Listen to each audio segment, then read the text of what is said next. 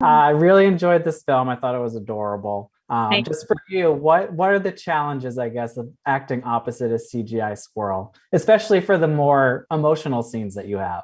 Yes. Well, I mean, I've had my fair share of experience with CGI, so I wasn't too intimidated by it. In fact, like if anything, this was kind of the easiest imagining I could ask for. Because with all the years I did on Buffy the Vampire Slayer, there were a lot of like, okay, there's going to be a big scary monster there, and you just have to make that up in your mind. Mhm. But at least with this, I'm very familiar with what squirrels look like, and I love squirrels. So it was easy. And then also just the team was incredible about like blocking. Like during every rehearsal, we had a foam squirrel that did all the movements that Ulysses was going to do, and then we would have like a mark, and if he moved, then the mark would be on a pole, and somebody would move him. So we all looked at the same place at the same time, and Got it. because there's been like I remember a lot of like monster scenes from Buffy where I'm looking here and then I see, or like I'll be looking there and I see somebody like Nick looking there. I'm like, something's not quite working out here. Who's right Be a here? real big monster. And now you're no stranger to the wonderful world of Disney. Just what does it mean for you to be part of that and to continue this relationship? Yeah. Oh, I'm so happy and grateful, and it's just I don't even have the words to like it's to say how special it is, and how it's just such a cool like family feeling, and it's just really a dream come true because as a kid, I mean, that's all I ever wanted to do was like Yeah. be a voice in a Disney movie or something like that. And so when I got to be in Fancy Nancy, I was just like, oh, it's so happy. Like, I'm so happy. And, but this, to be able to like work on something that was kind of one of the first, like films that Disney Plus was doing.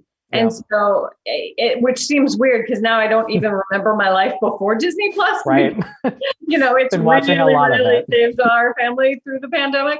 But so it was sort of like, oh yeah, okay, we're making it for Disney Plus. This is amazing. And so it was kind of cool to be like one of the first live actions that we knew was for Disney Plus.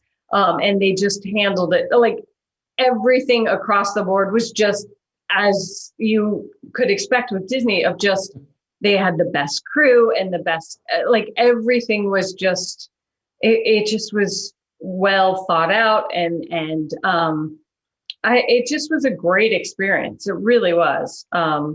Yeah, I'm so pleased to be a part of it, and I'm just, especially with it being such a good final result. And Yeah. I guess I should never have had any doubts because it was Disney, but like CGI can go either way, like Yeah.